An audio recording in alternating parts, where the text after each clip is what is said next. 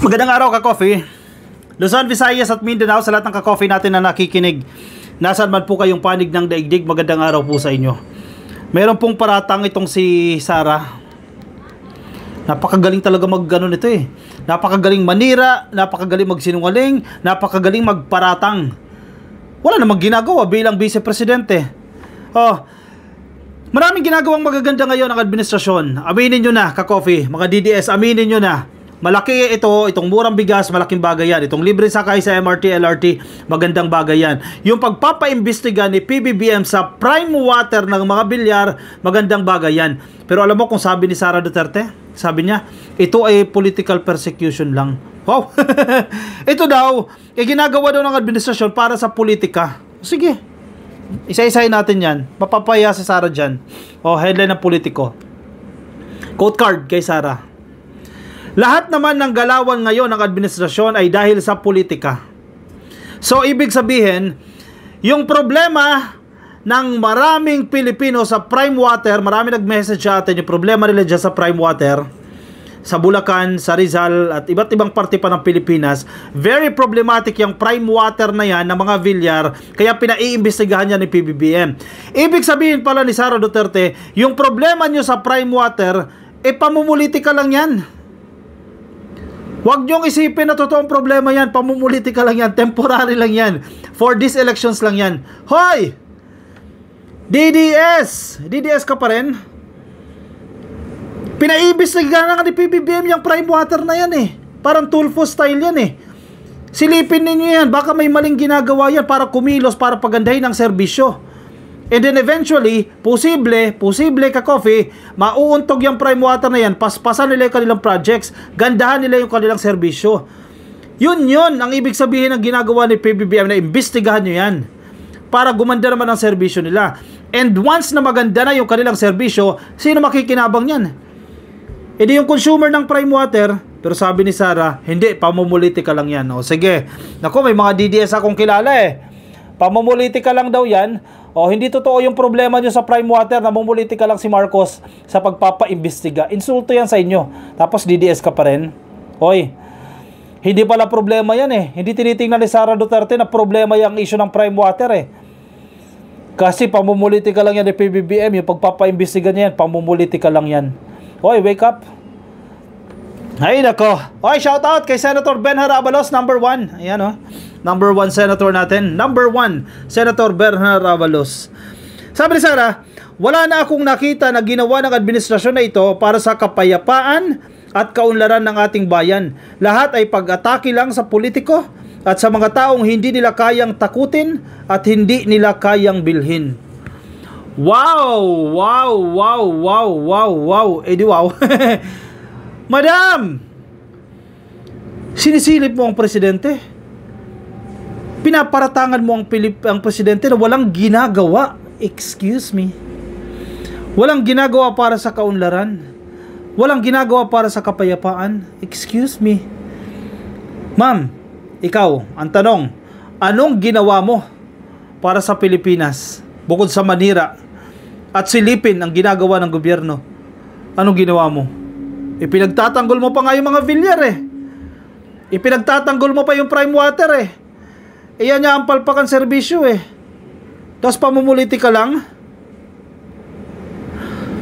Vice President Sara Duterte has accused President Ferdinand Marcos Jr. of using political power plays in ordering an investigation into Prime Water, a utility company owned by the billionaire Villar family. Power play! Sige, power play lang pala yan. Inaabuso ni Marcos ang kanyang kapangyarihan dahil pinapaimbestigahan niya yung prime water.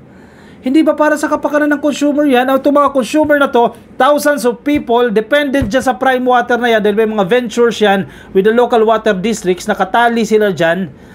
Nagsasuffer dahil sa prime water na yan. Ngayon, pinapaimbestigahan ng presidente para sa mga Pilipino, yan po ay political persecution.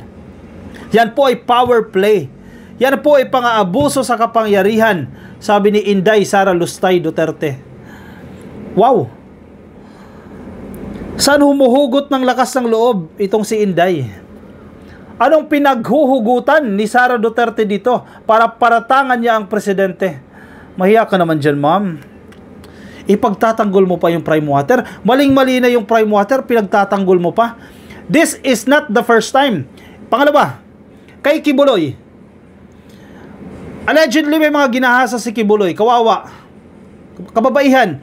Lumabas na yung mga sospe, mga witness na yan ka-coffee, mga biktima sa investigasyon ng Senado. Ni Risa Ontiveros. Lumabas yan. Marami yan. Sinong kinampihan ni Sara Duterte? Si Kibuloy. Paano yung mga biktima? Yung mga biktima na yan, ipapahiya nila yung sarili nila. Lalabas sila sa investigasyon ng Senado para lang pagbintangan si Kibuloy na ginahasa. Ginahasa sila ni Kibuloy. Lalabas sila. Nananahimik sila. Guguloy nila yung buhay nila para magreklamo. Tapos, ang masaklap kay Inday, kumampi dun sa inireklamo kay Kibuloy agad. Binaliwala mo na itong mga biktima. Ganon din ang nangyayari ngayon. Kumakampi ka sa mga Villar. Yes, kaibigan mo ang mga Villar, pero tingnan ninyo, maganda ba ang serbisyo ng Prime Water? Wala bang nagrereklamo sa Prime Water? Kinampihan mo na agad ang mga Villar. Hindi mo malang inisip yung mga biktima nitong palpak na Prime Water. Prime pa ha? Bakit naging prime yan? Madam Sara Duterte. Yes, kaibigan mo mga Villar, tinulungan ka niyan. Hindi ko alam kung magkano yung donasyon sa'yo during the campaign. Sa iyong pagtakbo sa pagka-vice presidente. But also, you are the vice president, di ba? Tingnan mo yung welfare ng taong bayan. Vice presidente ka, pangalawa ka sa pinakamataas na posisyon. Dapat nga doon ka pumapanig sa naaapi. Doon ka papanig sa mga vulnerable, hindi sa mga bilyonaryo. Si Kibuloy, billionaire. O baka trillionaire pa yan. Si Villar, trillionaire. O billionaire, o kung ano man yan. Tapos doon ka kakampi. Bakit? Sige, paliwanag nyo. Mga DDS, paliwanag ninyo. Bakit ganyan? O baka may DDS na gumagamit ng prime water, ha? O kinampihan pa ni Sara ang may-ari ng prime water, mga bilyonaryo, dahil ito po ay namumulitika lang. Sige, i-confirm mo kung DDS ka. Gumagamit ka ba ng prime water? Totoo ba na gawa-gawa lang ni Marcos yung pagpapaimbestiga na yan at pamumulitika lang yan?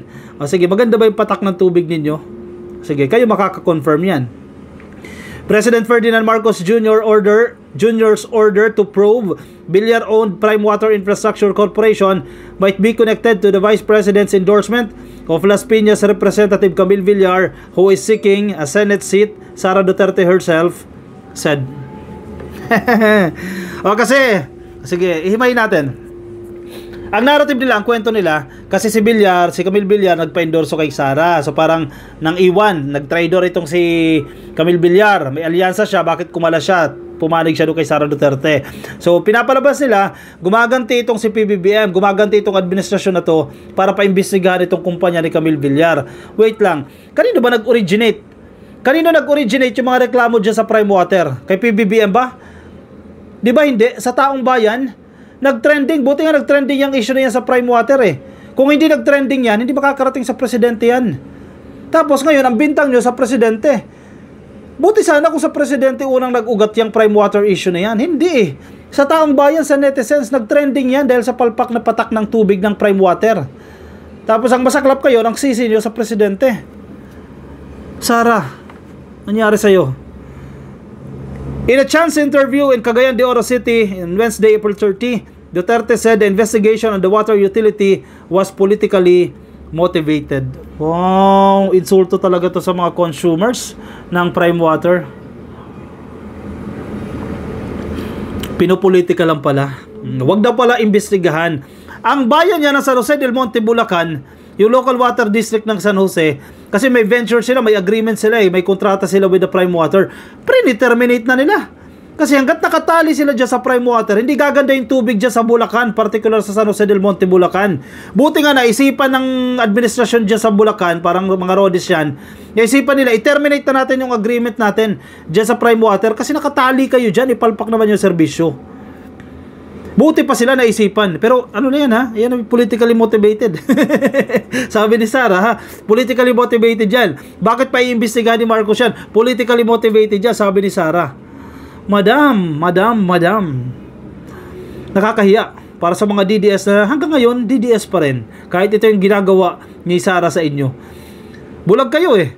Consumers have lamented the water company's alleged sky-high rates despite its poor water supply services in the regions. The business is owned by the family of former Senate President Manny Villar, who is among the top 3 richest Filipinos. Yaman-yaman eh, hindi mapaganda yung serbisyo ng Prime Water. Ganun lang yun eh. Malamang, dahil lahat naman ng galawan ngayon ng administrasyon ay dahil sa politika. Yun. Kasi may ginagawa. Yun naman yan eh. Yan yung common adage eh. May gawin ka, may sasabihin sa'yo. Wala kang gawin, may sasabihin sa'yo. So lahat ng ginagawa ng administrasyon, pamumulitika. Yung libreng sakay nga lang dyan sa MRT at LRT, panahon ni Digong, isang beses lang yan. Ito yung May 1 lang eh. Kasi Labor Day. Ginawa ni Marcos dyan, ginawang 4 days. April 30, May 1, May 2, May 3. Sabi ni Sara, pamumulitika lang yan. Hinaluan nila ng pamumulitika. Kahit na pamumulitika, ako I will accept the allegation. Sige, pamumulitika na yan. Ano naman? At least, mga kababayan natin, nakalibreng sakay sila. 4 na araw silang libreng sakay sa MRT at LRT. Unlimited yan. O sabihin na natin, kung uwian sila, sabihin natin 50 gastos sila kada araw. O, balikan, sige 100 kada araw, 4 na araw, hindi nakatipid sila ng 400 pesos. Ilang kilong bigas na yan? 10 kilong bigas na yan. O 8 kilong bigas na yan. O, pamumulitika ang tawag ni Sara Duterte dyan, hindi yan. Tulong yan. Naramdaman mo na may gobyerno. Naramdaman mo na sinubsidize ng gobyerno yung pamasahe mo.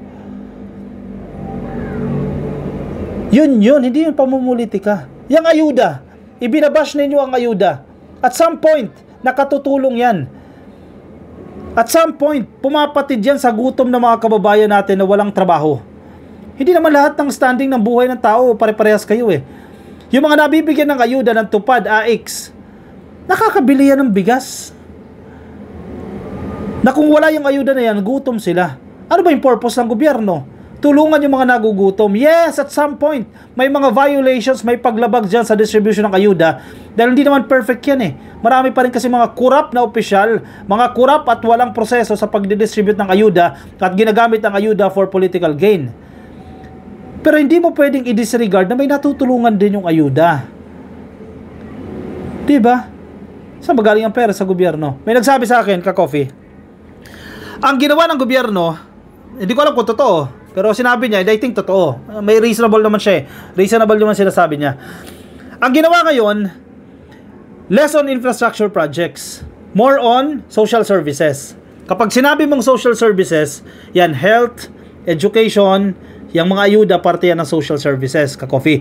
Direktang mararamdaman mo agad yan. Halimbawa, health services, libreng gamot, di ba? Libreng hospitalization, educational, matututo ka, eventually makakahanap ka ng trabaho. Parte din yung ayuda, mga disaster, mga social services yan. Pagbibigay ng financial support, parte ng social services. So, ang kwento sa akin, mas naging focus ngayon, hindi ko alam kung ilang percentage, inangatan yung pondo ng social services and less doon sa infrastructure. Alam mo kung bakit? Kapag infrastructure projects, alam mo, papatayo ka ng mga tulay, building, mas malaki yung korupsyon. Mas nagiging prone sa korupsyon yan. Hindi mo pwede sabihin na wala ng korupsyon. May mga congressman na corrupt pa rin. Diba? So instead na makurap yan sa mga infrastructure projects na ilan lang ang nakikinabang, ilagay natin sa ayuda yan. Sa ayuda, marami makikinabang. Mararamdaman nila. Hindi ko alam kung totoo, pero may point siya doon sa sinasabi niya. Na imbes ng mga infrastructure projects na mangilan-ngilan lang ang makikinabang at kukurakutin pa ng mga tiwaling opisyal, o doon tayo sa ayuda. Millions of Filipinos ang makikinabang. And eventually, mapapawid yung kanilang pansamantalang gutom. Which is malaking bagay din. Kaya hindi mo pwede i-disregard, i-discredit yung efforts ng gobyerno para sa social services. Yun yung pinupunto natin. Pero syempre, sige, itong si Sara Duterte, bash ng bash. Mali yung ginagawa ni Marcos. Mali yung style ng gobyerno na to. Pamumulitika lang ang ginagawa na ito. Ma'am, tanungin mo sarili mo, ano bang ginawa mo? Magtrabaho ka din.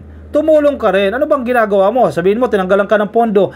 Gumawa ka ng paraan. Malaki pa rin ang pondo mo. 700 million, 800 million. Not bad. Malaki pa rin yan. Magtrabaho ka. Diba? Hindi puro kasilip, hindi ka puro bash, hindi ka puro paninira o kung ano man yan. Magtrabaho ka. Yun lang yun eh. Makita ng taong bayan? Makita ng presidente? Balay mo, di ba? Makita ng presidente yung efforts mo.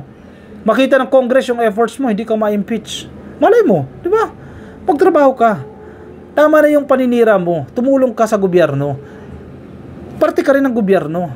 Bumagsak ang gobyerno, bagsak ka because you are part of the government. Gumanda ang gobyerno, tataas ka. Dahil parte ka ng gobyerno. Hindi yung sira ka na sira sa gobyerno, na parte ka nun. Nako po, nakakatawa naman. O siya, sige. Mga taga Prime Water, sana hindi ka na DDS. Pinagtatanggol pa yung Prime Water ni Sara Duterte Kayo na nga itong biktima I-komento ang inyong opinion, reaction sa ating comment section. Shoutout ka coffee again kay number 1 Senator Ben Harabalos. Ito, ipinagmamalaki ko rin yan. Ben Harabalos, shoutout po sa inyo. Yan, nakikita nyo dyan sa ating screen, Mga nasa Facebook, pasuyin na lang ka coffee, please. Like and follow. Mga nasa YouTube, click lang po na subscribe. TikTok, subscribe. And I'll see you in my next video. Bye-bye.